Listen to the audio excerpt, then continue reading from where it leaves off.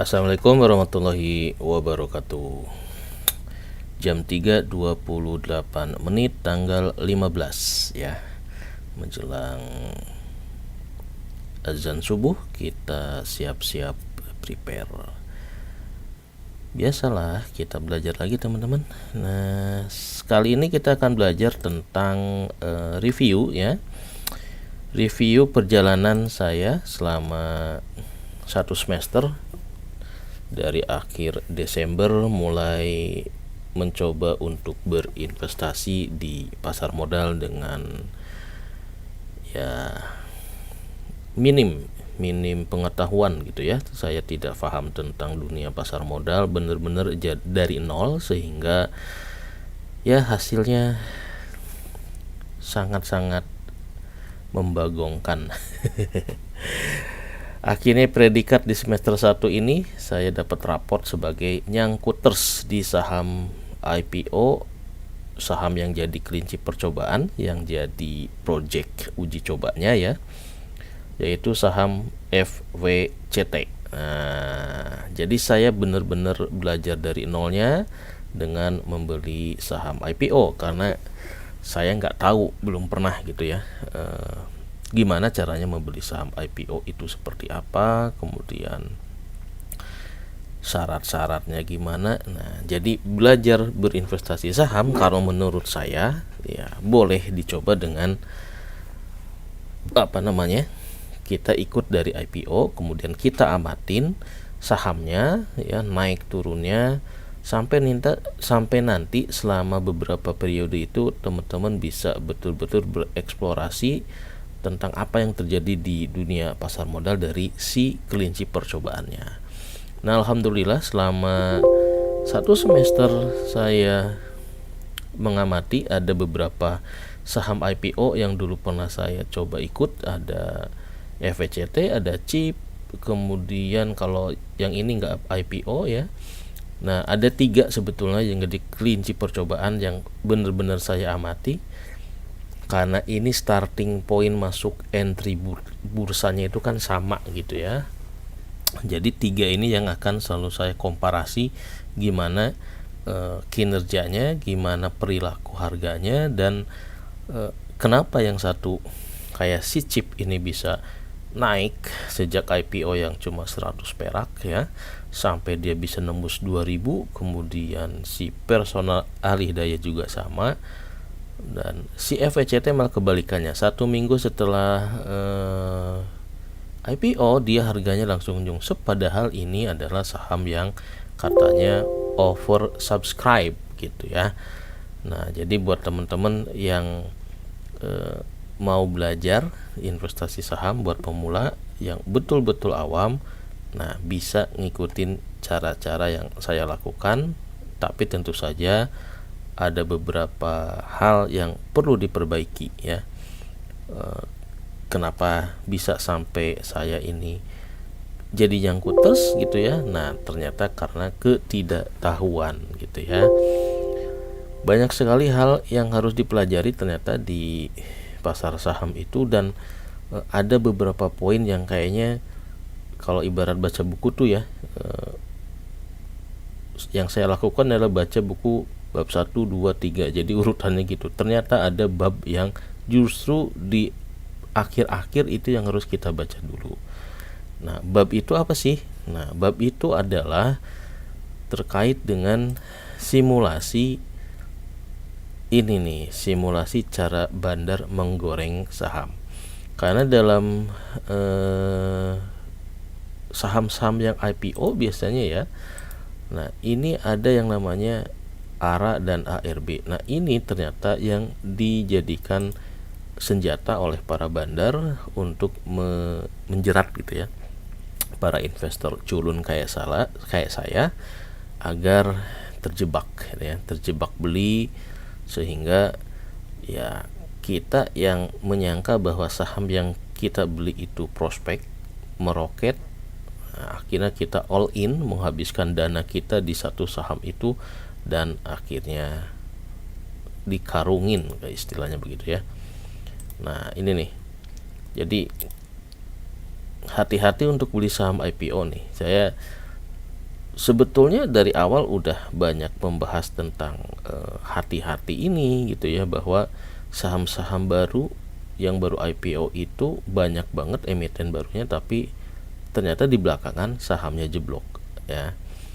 Nah, ini yang jadi pedoman buat teman-teman yang mau beli saham IPO ya. Resikonya agak tinggi, jadi bukan hanya valuasinya terlalu tinggi. Nah, ketika ada valuasi terlalu tinggi, saya udah bener sebetulnya beli valuasi yang di bawah 1, yaitu si FWCT. Fundamentalnya bagus, tapi tetap aja kejeblos. Kenapa kejeblos? Nah, itulah. Ada hal-hal yang ternyata harus betul-betul kita pelajari teman-teman ya. Tidak cukup ternyata aspek fundamental saja yang harus dipelajari. Nah, seperti ini ya. Jadi sebetulnya investasi saham nggak jauh beda dengan maraknya ini nih, investasi bodong ya. Kita gampang tergiur kalau nggak hati-hati ya. Walaupun dia IPO, ternyata sahamnya saham bodong. Nah, seperti kasus yang menimpa teman-teman kita yang membeli investasi di saham-saham Sultan Subang. Setelah di beberapa bulan ternyata sahamnya malah jadi ke 50 perak, dan banyak yang kejebak di 3 saham Sultan Subang itu ya. Jadi ini hal-hal yang ciri-ciri investasi bodong ini di bursa saham juga ada ya. Saham-saham bodong juga banyak gitu ya. Nah, itu yang perlu kita waspadai biar ya memang tidak mudah berinvestasi di pasar modal. Perlu tahunan gitu ya. Kalau saya baru beberapa bulan, kayaknya dibandingkan dengan tokoh-tokoh persahaman ya, LKH perlu 30 tahun bisa sukses ya. Kalau cuma 3 bulan masih jauh gitu ya. Nah, yang jadi masalah adalah ini nih, dibohongin target price ya. Kita kadang karena awam, karena buta, salah ikut grup saham, salah mencari mentor, sehingga ya main percaya aja ya, dibohongi oleh rekomendasi, dibohongi oleh grup ini itu, termakan dengan komunitas di stream Stockbit misalkan ya, sehingga kita tidak punya dasar bahwa suatu saham itu akan naik atau turun. Jadi ini ya, moral ceritanya harus cari mentor yang tepat. Oke, balik lagi kepada review kisah kasih bersama si FWCT ini ya. Nah, dulu pernah kita bahas bahwa faktor penyebab naik turunnya saham ini ada eksternal dan internal gitu ya. Untuk yang FWCT, yang saham IPO, ternyata ini lebih disebabkan oleh faktor eksternal, di mana kondisi ekonomi di Eropa, Amerika, ada perang Ukraina, ekonomi Amerikanya kolaps gitu ya, sehingga ekspornya si FWCT ini turun. Nah, ini yang tidak saya antisipasi ya. Jadi main saham nggak cuma hanya klik angka saja, tetapi yang faktor-faktor ini juga harus kita pelajari. Terlebih lagi kalau kita memang visinya adalah value investing atau investasi sahamnya yang lebih menekankan aspek fundamental dan jangka panjang. Nah, ini ternyata yang bolong selama 1 semester perjalanan belajar saham, sehingga yang FWCT ini turun. Nah, sebaliknya yang si saham Persada ini malah mempunyai harga nih per 14 Juli lebih tinggi dari FWCT. Nah, ini juga menarik ya. Nanti di semester 2 di periode Juli sampai Desember, nanti kita akan lihat apakah kondisinya masih seperti ini, chip masih di atas 1000, pada di 80, dan FWCT di ranking ketiga harganya. Nah, ini menarik teman-teman ya. Kemudian ini juga pertanda nih bahwa oversubscribe itu tidak menjamin bahwa kinerja sahamnya dalam beberapa waktu kemudian setelah IPO itu bisa stabil, meroket bahkan bisa jadi jeblok. Ini fakta ya, bahwa oversubscribe 300 kali teman-teman ya, 300 kali tapi kemudian jeblok ke sini. Nah, makanya IPO itu katanya banyak menjadi momen untuk merampok duit investor retail. Nah, ini bahaya banget ya, bahaya. Nah, ini di minggu pertama ketika dia oversubscribe, investasi saya ini di harga IPO-nya segini, harga pemesanan perdana segini, harga IPO segini. Jadi returnnya sebetulnya udah bagus ketika IPO itu udah bagus, cuma harusnya langsung dijual gitu ya. Nah, dulu saya karena sangat awam dengan melihat fundamentalnya bagus, saya tahan aja karena prinsipnya dulu adalah pingin dividend oriented. Nah, ternyata tidak semudah itu juga teman-teman ya. Punya tujuan sebagai investor jangka panjang ya. Kalau ngelihat ini lagi plus, sebaiknya sih kita take profit dulu aja gitu ya. Kenapa? Ya karena ini nggak mungkin bisa bertahan, malah nanti dibanting. Nah, kenapa ini dibanting? Itulah yang akan kita bahas di dalam yang namanya simulasi saham IPO. Nah, ini udah pernah kita bahas sebetulnya di postingan simulasi saham sebelumnya, tetapi ini karena ada aturan baru nih terkait auto reject bawah yang tadinya 7% per 5 Juni per bulan ini jadi 15%. Jadi kalau dia merosot, nah bakal merosot lebih banyak. Nah, ini akan kita coba kita ulas. Inilah yang terjadi selama 1 semester ya. Intisari perjalanan selama 6 bulan melototin saham-saham IPO. Ternyata di sini teman-teman ya, dikadalinnya itu seperti ini nih. Nah, kita to the point aja teman-teman ya, langsung kita simulasikan.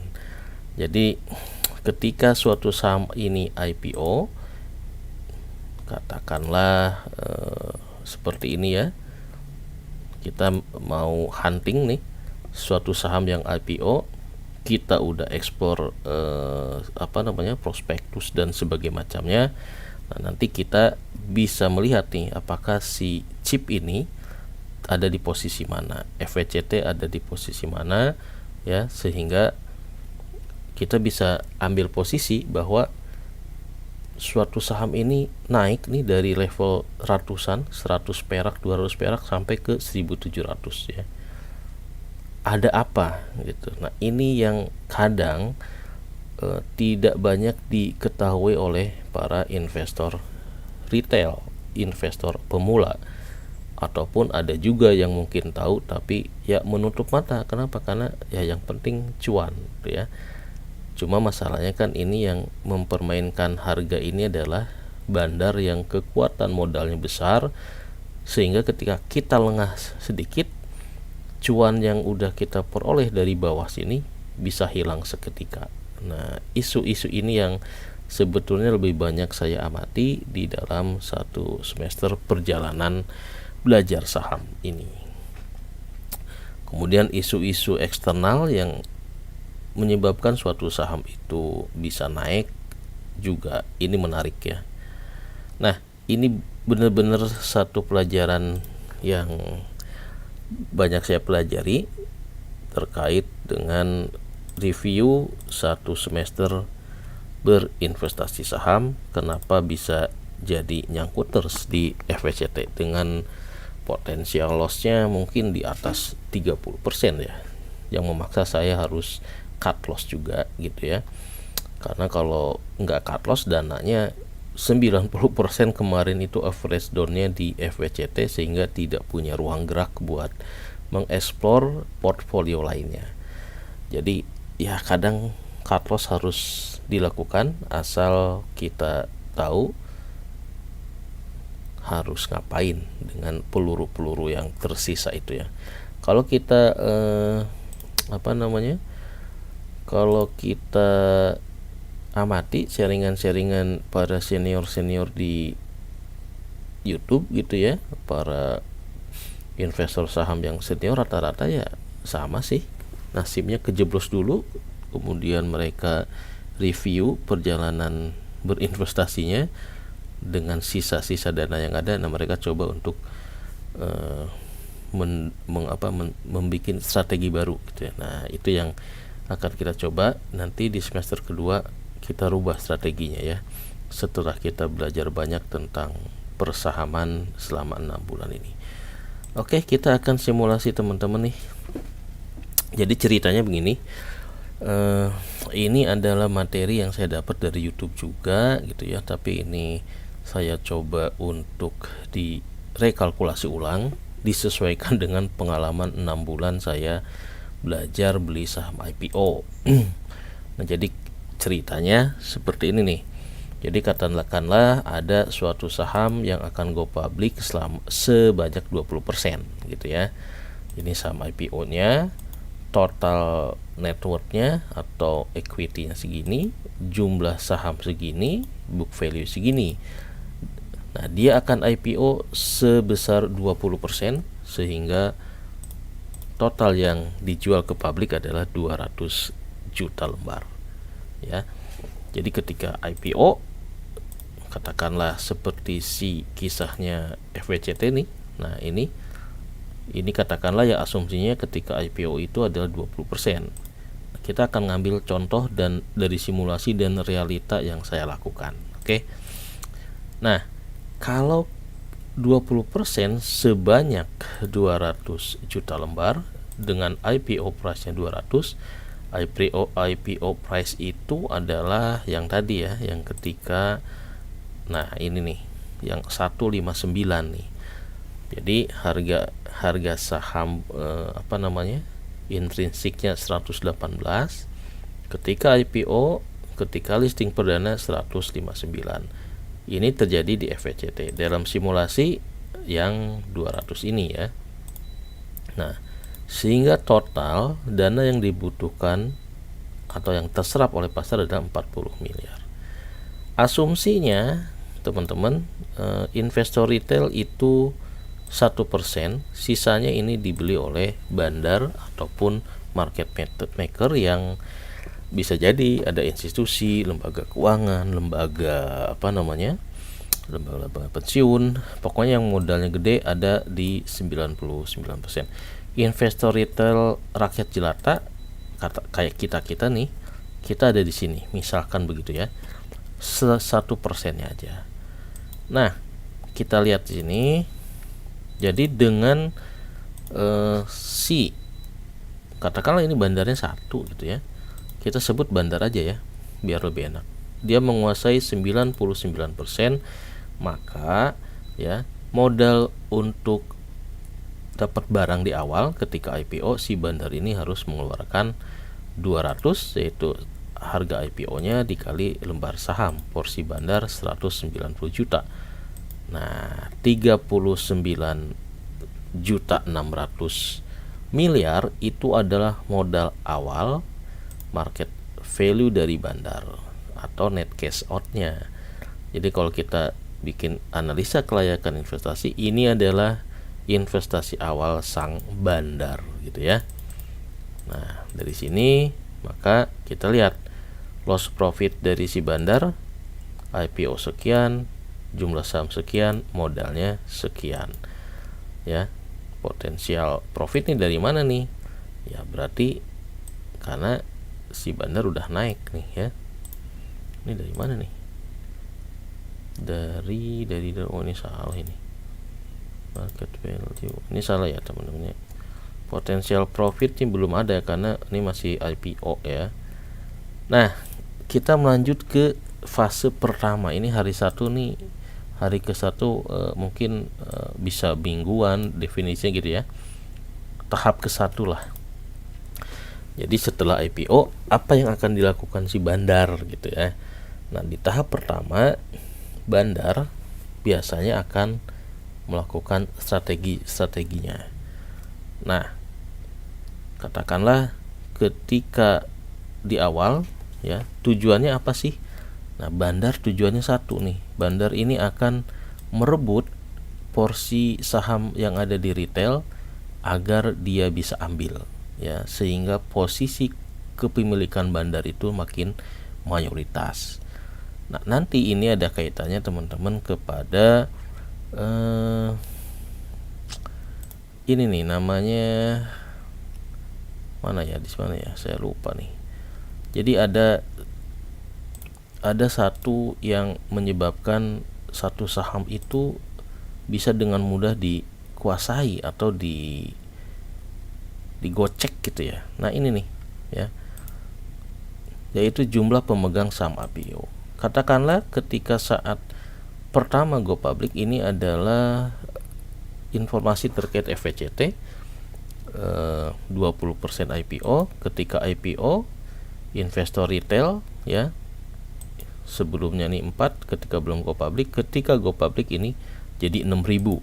Nah, yang 6.000 ini yang harus si bandar beli gitu ya, saham-saham dari 6.000 investor retail ini yang akan bandar ambil dengan melakukan transaksi yang aneh-aneh gitu. Yang aneh-aneh artinya dimanipulasi harganya sehingga orang jadi bersedia untuk melepas kepemilikan sahamnya. Nah, ini adalah posisi investor FVCT dari Januari sampai Februari sampai Mei, sejak awal go public sampai posisi Mei kemarin ya. Kita lihat posisi ketika IPO adalah 600, kemudian di Maretnya 5.600. 6.000 ya, masih banyak di sini. Kemudian Maretnya 5.000, Aprilnya 4.000, dan di Mei udah mulai makin dikit, turun berapa nih? Dari 6.100 ke 4.000. Dari Februari ke Mei ini udah berkurang sebanyak hampir minus 2.000 ya. Nah, inilah yang dilakukan oleh si bandar. Istilahnya kalau di grup-grup itu mengusir gitu ya, mengusir suatu investor retail dari suatu saham. Jadi bandar mengusir, katanya begitu. Saya juga baru paham istilah mengusir itu. Oh, ternyata itu adalah strategi bandar untuk membeli saham dari para investor retail ini. Caranya gimana? Nah, caranya ini adalah dengan menaikkan sahamnya melalui mekanisme ARA dan ARB. Ini adalah proses pengusiran investor retail.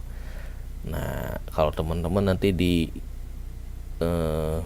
komunitas ada yang bilang, wah ini retail harus diusir biar sahamnya bisa digoreng. Nah, itu maksudnya seperti itu ya, agar si investor retailnya kepemilikannya jadi berkurang.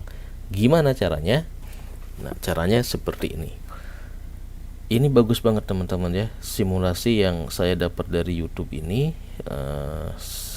Jadi dia mensimulasikan dari hari ke-1 sampai akhirnya di ARB kan posisi retail itu seperti apa dan harga itu digoreng seperti apa. Nah, tadi harga IPO kan 200 ya. Kemudian sama si bandar ini dijadikan ARA 25%. Ngikutin inilah ya, auto reject atas ya, kita ambil yang 25% contohnya. Sehingga harga akhirnya naik dari 200 jadi 250 ya. Jadi hari pertama nih meroket segini. Nah, karena ini meroket berarti kan investor retail pasti ada yang tergoda untuk jual kan gitu ya. Nah, tadinya investor retail ada 2.000 ya, IPO 2 juta. Nah, kemudian sebanyak 2% dari retail itu menjual karena ya IPO hunter nih. Di hari ke-1 nih IPO hunter nih langsung jual nih ya, sebanyak 2%. Tuh masjid udah siap-siap ngajak sholat subuh. Alhamdulillahilladzi ahyana ba'da ma amatana wa ilaihin nusur. Iklan sejenak dulu. Jadi hari pertama akumulasi retail ya. Ini adalah strategi bandar buat mengakuisisi saham-saham yang ada di pihak retail, sehingga di fase akumulasi namanya ya, si Bandar ini dapat 40.000 saham retail ya, sehingga posisinya yang tadinya cuma 99%, dia naik jadi 99,02% karena ketambahan 40.000 dari retail yang dijual di hari pertama ARA. Nih, ini godaan pertamanya ya. Nah, jadi pada fase akumulasi pertama, closing price-nya 250 ya. Bandar beli dari retail, artinya dia ada cash out di hari pertama setelah IPO, yaitu 250 kali 40.000, 10 juta ya. Sebelumnya kan ini ya, cash out yang pertama ini, cash out yang kedua ini. Jadi total adalah tinggal ditambahin aja. Total modal Bandar sampai H+1 setelah IPO 39,610 miliar. Nah, ini adalah net cash out. Nanti kita bandingkan nih, market value dari posisi saham Bandar berapa. Oh, Bandar kan sahamnya udah ketambah nih 198.040 ya, dikali closing price 250, berarti market value si Bandar udah 49 ya. Nah, jadi di hari pertama aja sebetulnya teman-teman bisa lihat bahwa Bandar udah posisinya udah potensial profit ya. Market value 49,5, cash outnya 39, sehingga net potential profit adalah 9,9 miliar. Nih, dari sini aja teman-teman bisa lihat bahwa Bandar itu di hari pertama aja udah untung gitu ya, tapi ternyata nggak cukup ya. Nah, dia nggak cukup punya punya keuntungan sebesar itu. Kita benerin dulu nih, net profit di hari pertama 9,9. Nah, ini yang terjadi ketika di FWCT ya. Jadi Bandar tuh naikkan, nah sehingga si harga satu sahamnya bakal naik. Atau kalau kita ngambil cash di saham yang lain, si CHIP, nah seperti ini.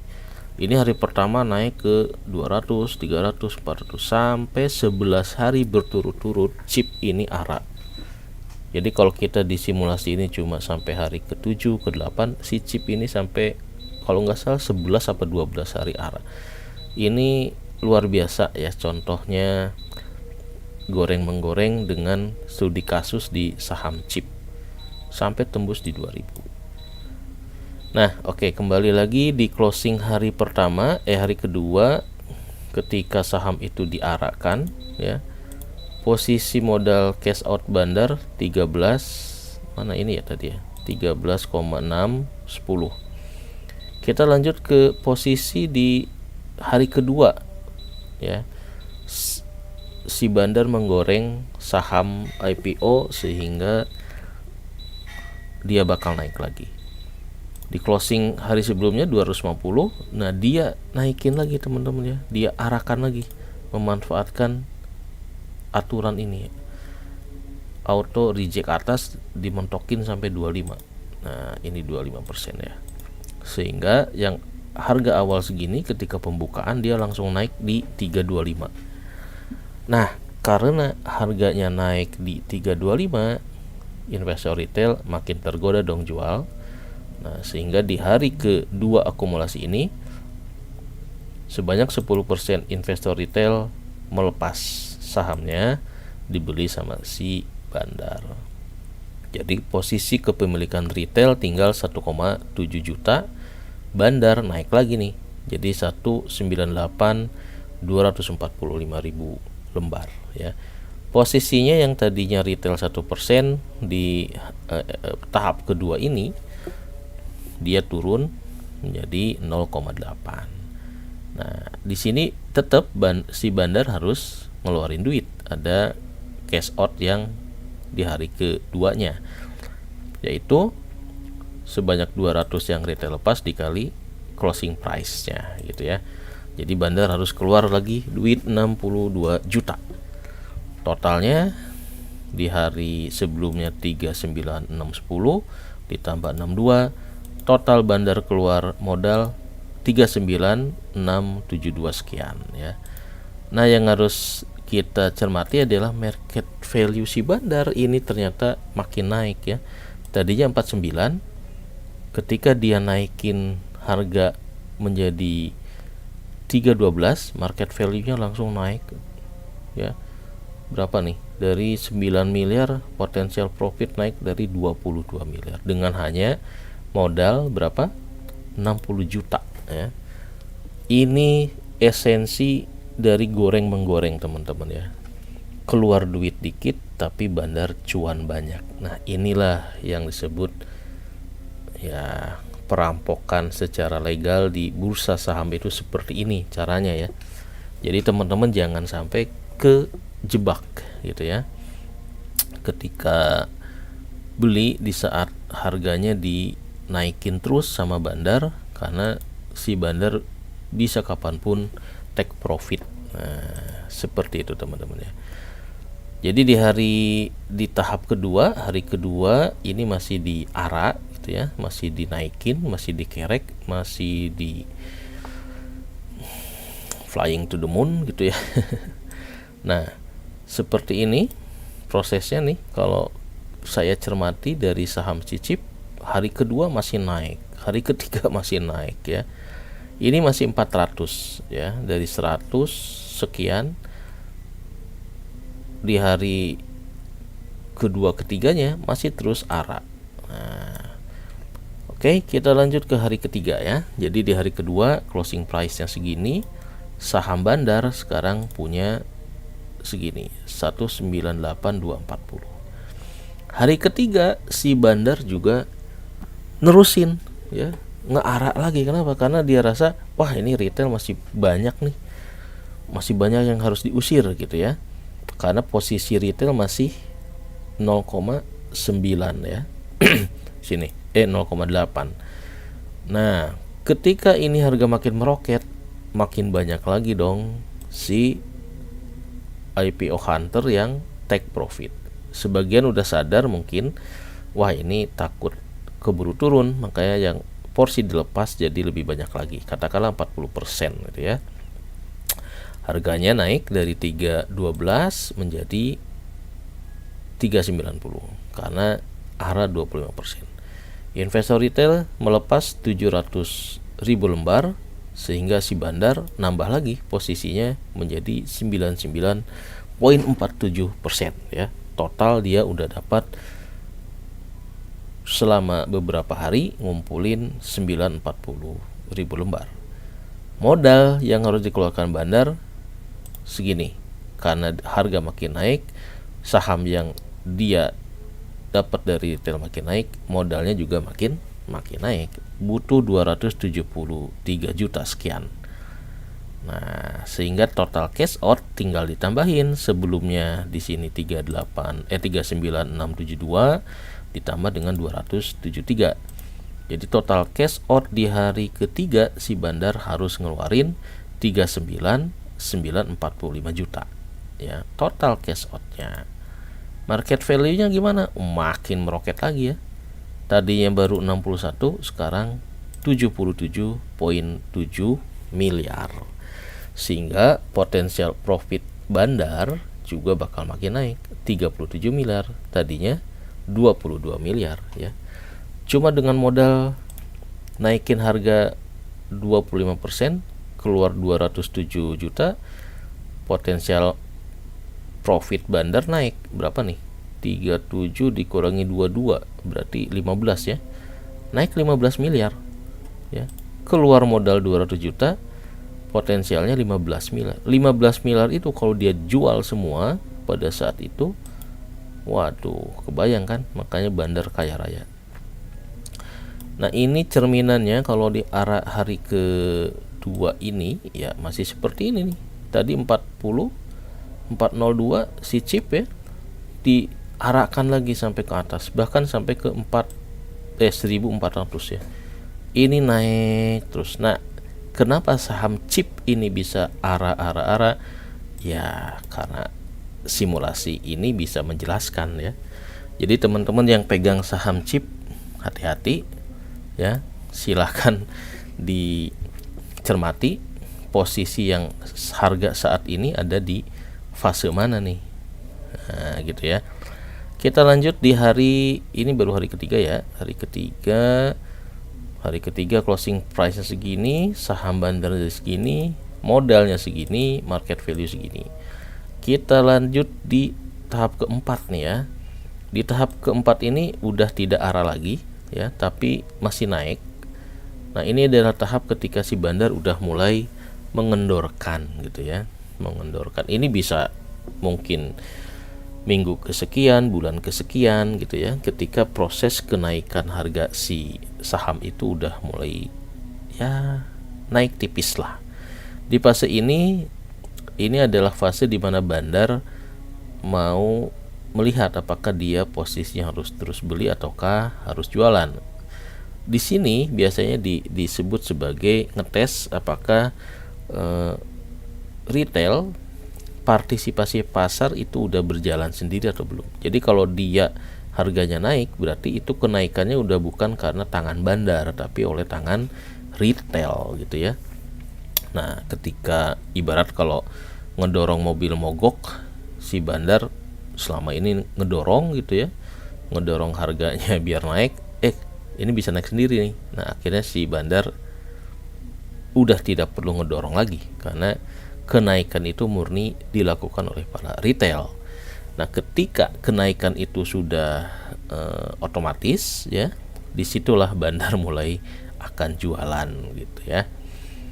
Oke, kita harga awal tadi sebelumnya di fase ketiga 390, katakanlah bandar naikinnya nggak arah lagi tapi cuma 10% saja, sehingga ketika opening paginya 492 ya.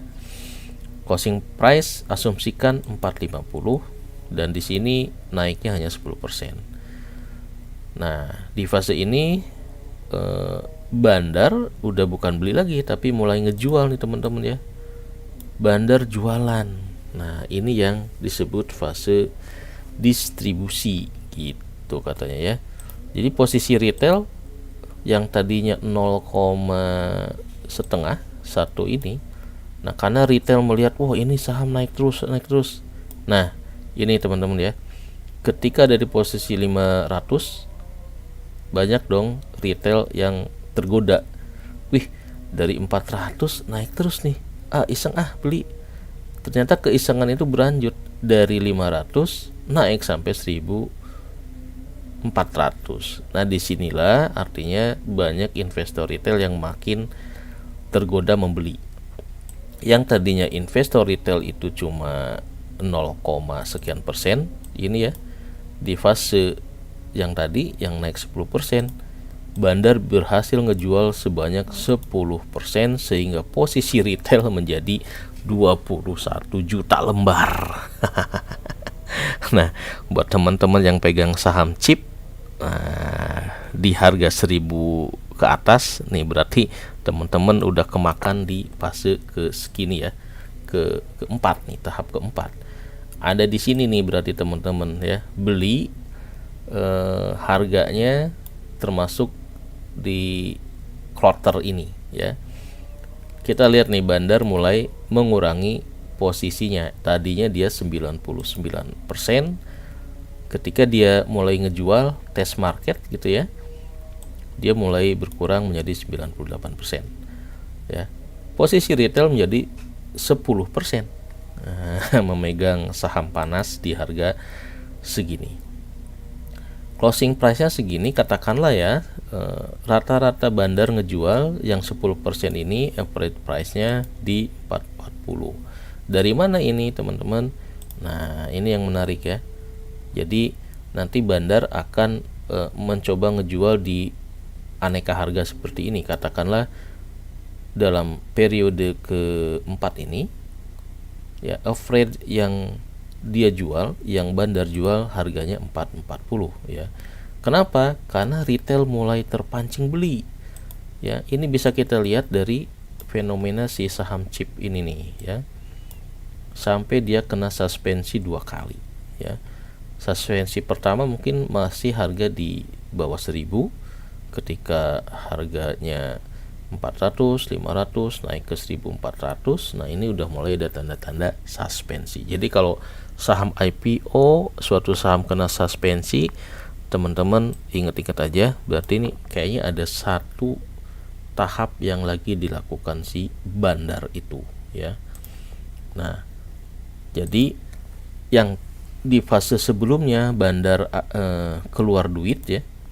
Nah, di fase ini karena bandar mulai jual ke retail, ini fase distribusi, bandar mulai dapat cash in alias dapat pemasukan, yaitu sebesar harga rata-rata dia jual 440 dikali jumlah saham yang dilepas ke retail, yaitu 20 juta lembar. Cash in-nya 8,8 miliar ya. Jadi yang tadinya cash out ya sampai periode ketiga, sekarang bandar mulai ada cash in dari menjual 10% saham yang dia miliki. Nah, sehingga yang tadinya cash out 39 sekarang tinggal 31 juta saja net cash out-nya. Market value bandar berapa? Ya tinggal dikali aja sisa saham si bandar, yaitu ini 89% dikali closing price pada saat hari itu. Market value-nya masih 80 miliar ya. Net profit berarti segini. Nah, ini yang menarik teman-teman ya. Jadi pada saat posisi ini, nah teman-teman yang membeli saham chip yang harganya di sekarang 1400, 1500, berarti sekarang ada di fase ini nih, yaitu fase ketika partisipasi retail sudah terbentuk dan bandar tinggal take profit aja, tinggal kapan bandar bakal buang dikit-dikit sahamnya itu ya. Oke, kita lanjut ke hari ke-5. Ini juga sama teman-teman ya. Jadi closing price-nya 450, lanjut ke-5 juga tes lagi nih. Nah, bandar juga masih ngetes, masih naikin tapi tidak dengan ARA. Kenapa? Karena kalau diarain nanti kena sentil dari otoritas bursa. Makanya ketika naiknya ya, ketika dia naik, dia naiknya tidak di ARA tapi pakai mekanisme biasa gitu ya. Jadi nggak 25% gitu, sehingga tidak terkena ini nih suspensi. Begitu suspensinya dibuka, langsung ARB dulu, nanti digoreng lagi. Ya begitulah, mensiasati regulasi teman-teman ya. Sampai mana tadi? Kelima. Sekarang di kelima. Di tahap kelima ini bandar juga masih menaikkan harga sebesar 20%. Nah, kenaikan ini bisa murni partisipasi retail, bisa juga didongkrak oleh si bandar ya. Jadi kerjasama lah biar naik terus. Nah, harga awalnya 450, kemudian harga naik di closing 540. Di tahap ini bandar juga tetap melakukan distribusi, ngejual ya. Jadi kalau fase distribusi, nah ini kalau teman-teman yang trading scalper biasanya paham banget nih, sangat mantengin kode sekuritas yang banyak kejual siapa. Nah, ini juga yang saya luput, tidak belajar tentang bandarmologinya lah gitu ya. Ternyata ada satu ilmu lagi yang harus dipelajari, nggak cukup fundamental, tapi bandarmologi, menganalisa volume transaksi. Nah, ini hanya bisa kedetek kalau kita belajar tentang analisa volume transaksi. Nah, ini ternyata harus tema yang nanti harus di semester 2 diperdalam ya, biar bisa memantau atau mendeteksi bahwa ini satu momen ini bandar lagi akumulasi, lagi distribusi, atau lagi apa gitu ya. Oke, hari kelima atau tahap kelima, bandar masih tes pasar ya, apakah dia harus beli lagi atau mau jualan. Di posisi ini asumsinya adalah bandar jualan lagi atau take profit ya, 30%. Dia jual 60 juta sehingga posisi bandar dan retail ini makin seimbang ya, 59%. Jumlah saham yang dibeli retail 60 juta, cash in bandar 30 miliar ya. Kenapa? Karena dia average harga yang dia jual katakanlah di 510 seperti ini ya. Jadi dari berbagai fluktuasi harga di hari itu, katakanlah asumsinya retail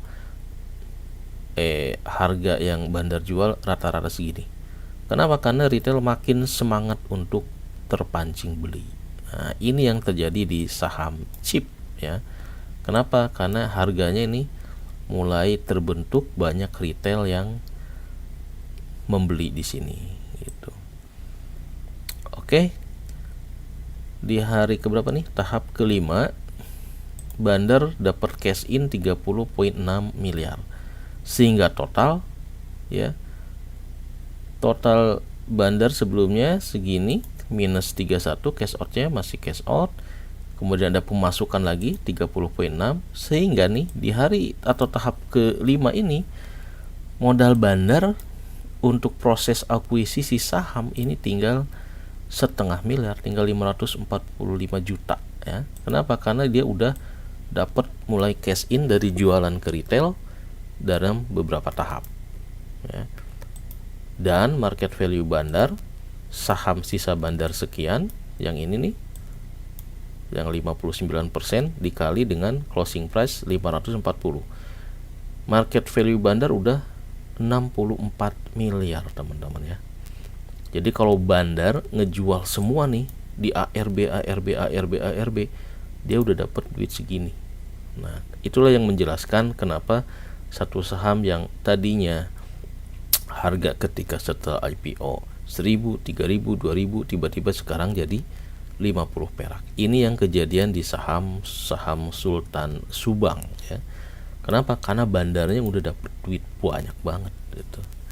Sehingga dia langsung ARB dan disitulah para investor culun, duit-duit retail, mungkin juga dana pensiun gitu ya, kejebak di saham-saham seperti itu. Nah, ini nih ya. Jadi ini masih naik terus nih, tapi kenaikannya nggak arah gitu ya. Cuma 10%, 20%, ketika turun dinaikin lagi. Disinilah yang namanya psikologi. Bandar itu pinter banget memainkan psikologi investor. Jadi investor nyangka, udah ini pasti turun, naik lagi. Ketika naik, turun. Ketika turun, naik. Yang bahaya itu adalah seperti itu ya. Kenapa? Karena kita memang tidak bisa memprediksi kapan bandar itu bakal buang, ya suka-suka bandar. Itu yang disebut dengan harga itu ya suka-suka si bandar gitu ya. Kalau bandarnya kayak si chip, nah ini yang keren seperti ini nih, dinaikin terus ya. Cuma masalahnya sekarang adalah posisi retail nih ada 40%. Nah, berarti ini 40% pemegang saham chip ada di fase di sini ya. Fase 5. Kita lanjut di fase 6. Ini juga masih naik gitu ya, tapi kenaikannya udah mulai dikit. Udah tidak bisa meroket lagi. Cuma 5% saja, sehingga di closingnya naik segini, ending price-nya segini ya. Jadi pada saat pembukaan paginya naik, tapi di akhir malah turun gitu ya. Di sini ini bukan 5% nih. Ini naiknya 5% saja. Oke, ini tahap ke-6 teman-teman ya. Ketika tahap ke-6 nih bandar masih jualan juga ya. Karena harganya tinggi, 220 juta dia lempar lagi, dibeli oleh retail. Sehingga sekarang posisi retail dan bandar kebalik ya. Retail lebih banyak dibanding bandar. Bandar tinggal 49.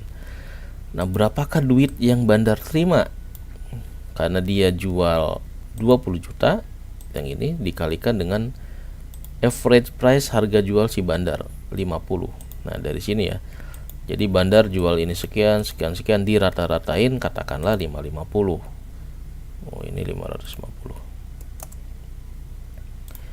Sehingga average price harga jual bandar pada saat fase distribusi 550 dikali dengan 10% yang dia jual, bandar dapat cash in lagi 11 miliar.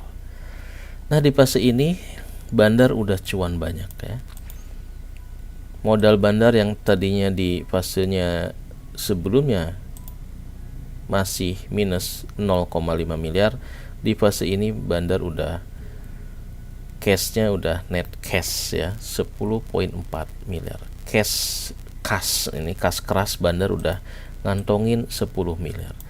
Belum lagi market value dari sisa saham yang dia miliki, yaitu 49% dikali market price yang 595 ini 565, bandar masih punya potensial profit 55,9 miliar.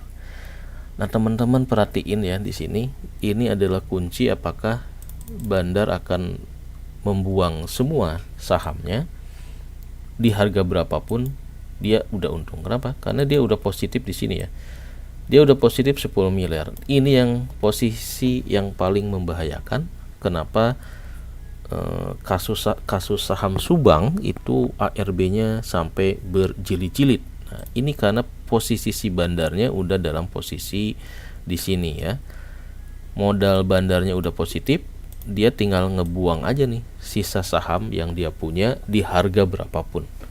Yang penting jadi cash. Nah, inilah kira-kira yang bisa menjelaskan kenapa Sultan Subang saham-sahamnya bisa sadis seperti itu, membuat investor retailnya pada menangis. Nah, nanti yang akan menarik adalah di sini teman-teman ya. Di saham chip sekarang masih di 1000-an. Ini saya prediksi bisa-bisa nasibnya apakah akan seperti saham Sultan Subang atau gimana ya. Tinggal nunggu momen, karena kelihatannya tahapannya udah ya entah tahap ke-4 atau tahap ke berapa gitu ya. Tahap ke-5 gitu ya mungkin sini. Karena ini udah partisipasi retailnya udah terbentuk gitu ya. Bandar udah tidak bermain lagi, tinggal dia nunggu momen saja. Ini kapan dia harus ngelepas harganya. Bisa juga dinaikkan lagi gitu ya, suka-suka dia, karena yang penting dia udah di fase fase ke tahap 6 ya. Dia sudah posisinya udah net cash in gitu ya. Sehingga dia bakal lihat momen nih kapan harus melepas sisa saham yang masih 49% dia miliki. Nah, yang selanjutnya inilah yang bakal jadi ciri-ciri bahwa bandar mulai melakukan distribusi ya. Ketika dia mulai naiknya makin susah lagi gitu ya. Ini sama sih sebetulnya ya, kondisi pasarnya masih naik tapi udah tipis gitu ya. Dan di sini bandar masih jualan lagi nih 20 juta lembar, sehingga posisi sisa saham si bandar udah makin dikit lagi. Ini turun ya, bukan naik nih. Ini turun 3%. Naik ya. Salah. Ini belum posisi turun ya. Naik tapi 3%. Naik 3%, bandar jual 10% lagi. Posisi endingnya 39, retail makin banyak 60%. Bandar dapat cash in lagi berapa? 11 miliar. Sehingga totalnya di sebelumnya udah dapat cash in 10 ditambah 11, bandar udah ngantongin 21 miliar. Wah, udah cuan banyak lah ya. Nah, di sini nanti faktor psikologis nih teman-teman ya. Jadi ketika saham chip yang jadi kelinci percobaan pernah ARB sampai 1000, tiba-tiba dia naik lagi, balik lagi jadi 1500. Nah, di sini sebetulnya bukan perang sih, psikologi yang Bandar mainkan ya, ketika mempermainkan harga sahamnya untuk di saham chip ini sangat-sangat ideal jadi pembelajaran. Sangat fenomenal kasus si chip ini, bagaimana Bandar sangat cerdas mempermainkan psikologi para investor retail, sehingga skenario yang simulasinya katakanlah ketika udah turun itu ARB di 1000 perak ternyata bisa naik lagi ke 1500 gitu ya. Nah, ini sebetulnya hal-hal yang seperti ini yang harus para investor pemula betul-betul diwaspadai gitu ya. Tapi katanya sih nggak hanya pemula ya, yang para senior juga kalau udah kayak gini bisa juga kejebak sih katanya. Oke, kita lanjut. Ini udah naik 3% di hari ke-8 inilah teman-teman ya. Proses Bandar distribusi dengan melakukan ARB ya. Kenapa? Karena Bandar merasa duit cash in dia nih udah dapat segini, udah cukup, sehingga dia akan melepas paksa gitu ya. Sisa saham dia di harga berapapun dia pasti untung gitu ya. Di sini, nah ini barulah kita masuk ke sini ke tema ARB 15% di bulan Juni ini. Dalam simulasi ini katakanlah nih Bandar langsung melakukan ARB 15%, yang tadinya closing price 550, maka begitu opening langsung jatuh di 498. Dan biasanya kalau ARB itu kan retail nggak bisa jual. Kenapa retail nggak bisa jual? Karena Bandar ngejual semua sahamnya.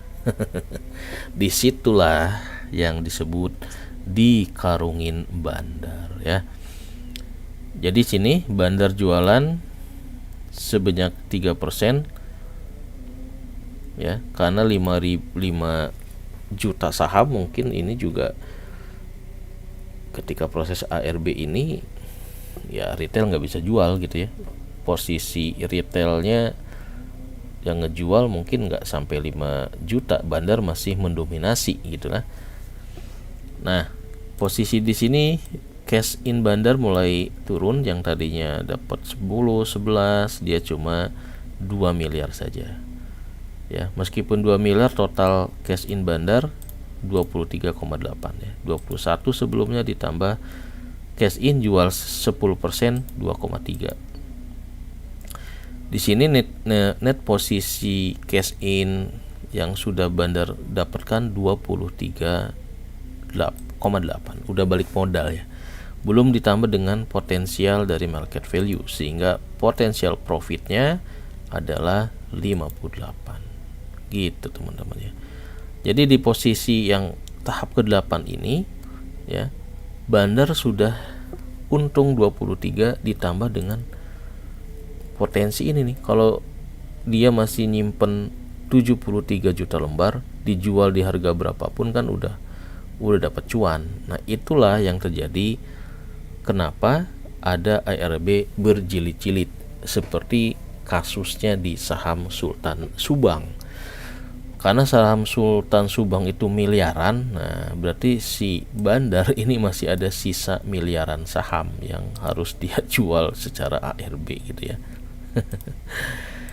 Nah, dari sini teman-teman bisa menyimpulkan ya, dari naik turunnya si saham chip yang tadinya naik, kemudian ARB ke 1000 ya, kemudian dia naik lagi gitu ya sampai ke 1700. Nah, ini bisa teman-teman kira-kira saham chip ini ada di fase yang mana ya? Apakah fase ke-6 ya, hari ke-6, hari ke-7, hari keberapa? Yang jelas posisi Bandarnya dia sudah net cash in, dan dia tinggal ngejual sisa saham saja yang dia miliki ya. Nah, dari sini nanti kita bisa ngelihat bahwa kalau ini udah ketinggian digoreng, mana lagi saham yang bakal nasibnya akan digoreng. Dari sini teman-teman ya. Ini menarik nih. Chip udah digoreng, pada juga udah digoreng, tinggal sini nih, FVCT nih. Kita harus amati apakah ada bandar yang mengakumulasi saham FVCT ini sehingga suatu saat nanti harganya bisa tiba-tiba meroket. Nah, ini bisa kita antisipasi kalau kita ngamatin dengan ini. Ya. Ini masih banyak investor retail. Nanti kalau udah seperti si chip ya. Chip ini investornya cuma 2000-an nih, teman-teman ya. Sementara si pada nih masih 4000. Jadi masih ya perlu 2-3 bulan lagi mungkin nasibnya buat kayak si chip meroket. Karena biasanya katanya kalau retailnya masih banyak harus diusir dulu. Nah, caranya gimana? Cara mengusirnya adalah dengan cara ya sahamnya diturunkan seperti ini. Nah, dibiarin turun sehingga retail yang memegang saham FVCT lama kelamaan cut loss karena dia frustasi, putus asa ya, sehingga dia melepas saham si FVCT ini. Nah, itu sebabnya kita boleh cut loss, tetapi jangan sampai lembar saham kita turun teman-teman ya. Jadi harus selektif gitu. Nggak apa-apa potensial cut loss, tapi harus pakai average down ya. Nah, seperti ini ya. Walaupun kita jadi nyangkuters ya, rugi, tapi kalau bisa nih ini jumlah lot kita jangan sampai berubah meskipun harganya turun ya, turun 40% lebih. Nah, kenapa dia turun? Karena ini nggak ada bandarnya. Jadi kalau nggak ada bandarnya, kemudian kita cut loss dan tidak melakukan average down lagi agar lot kita bertambah. Nah, nanti kalau dia meroket, kita jadi gigit jari gitu ya. Asal kita percaya bahwa saham yang kita miliki itu fundamentalnya bagus, cuma momennya saja ya. Momennya agak kurang baik, agak kurang beruntung. Kenapa kurang beruntung? Ya karena ini faktor eksternal dan internal dari saham si FVCT ini ternyata agak kurang bikin harganya naik. Ya mudah-mudahan nanti di akhir Desember kondisinya berubah, udah laba, dan kita akan lihat apakah harganya di 55 lagi atau tidak ya. Oke, itu saja simulasi simulasi kenapa satu saham itu bisa ngeroket, khususon di saham chip ya. Ini saham yang fenomenal, jadi saya bener-bener penasaran kenapa si chip ini harganya bisa setara Bank BRI Syariah. Nah, eta terangkan lah teman-teman ya. Jadi waspadalah buat para pemegang saham chip. Setelah kita bahas tentang simulasi cara ngegoreng, silahkan diposisikan ya, harga saat ini si chip ini ada di fase mana. Apakah masih di fase baik-baik saja, si bandarnya posisinya masih cash out ya, ini juga cash out, atau bandarnya udah mulai take profit, yaitu ketika bandar